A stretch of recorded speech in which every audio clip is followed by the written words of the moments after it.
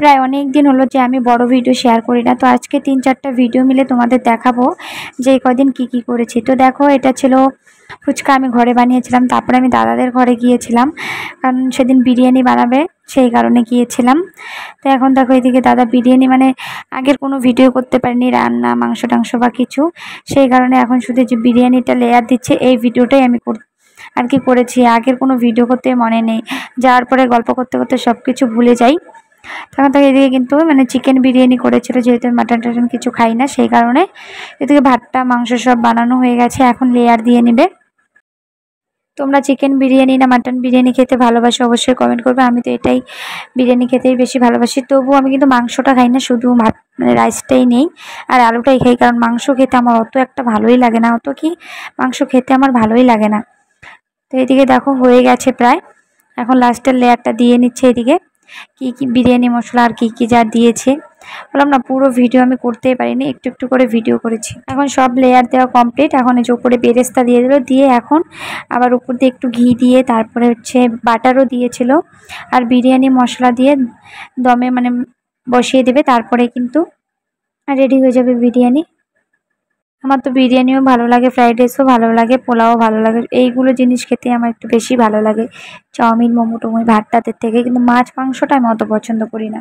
আর ডিম তো আমি খাই না, কারণ ডিমে আমার অ্যালার্জি আছে, সেই কারণে কিন্তু আমি ডিমটা অত খেতে চাই না। তো এইদিকে দেখো নামিয়ে নিয়েছে, কিন্তু একদম দম দেওয়া কমপ্লিট। আর টেস্টও কিন্তু খুব ভালোই হয়েছিল।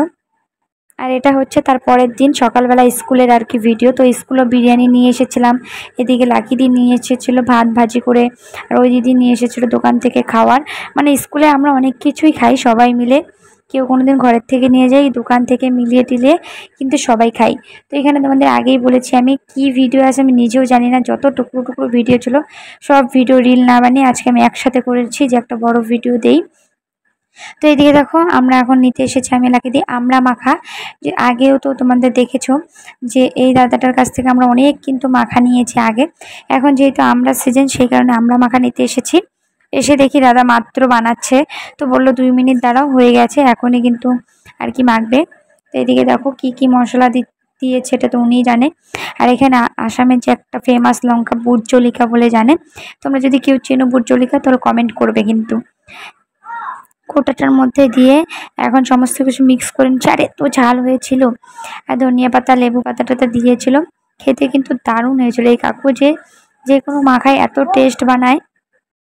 আর ওই কাকু কিন্তু 10 টাকার মাখাও কিন্তু অনেকগুলো দেয়। তো আমরা 20 টাকার এনেছিলাম, সবাই মিলে খেয়েছি, ভেবেছি কি আরেকদিন যাব।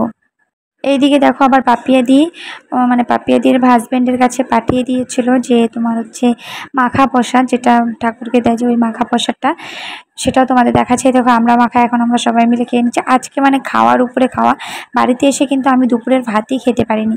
তো আজকের ভিডিওটা এই পর্যন্তই রাখছি।